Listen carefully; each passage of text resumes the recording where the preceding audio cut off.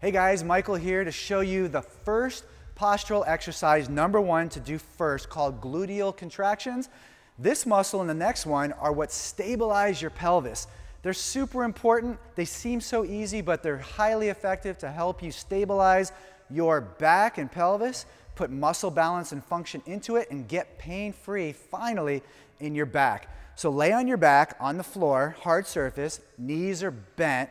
Ideally, you are barefoot without shoes and socks, and you are on your back with no pillow under your head, okay? Make sure your feet are pointed straight ahead, ankles, knees, and hips lined up, okay? All you're gonna do is do 3 sets of 10 to 20 gluteal contractions. Ideally, you Kegel first at the same time. Activate your Kegel muscle, which is your pelvic floor muscle that stabilizes your lower back, at the same time that you squeeze your glute muscles, just for 1 second, 20% of your strength, not much more. You're not trying to kill it. 20%, 1 second, and release. Engage, fire, and contract your gluteal muscle for a second and release.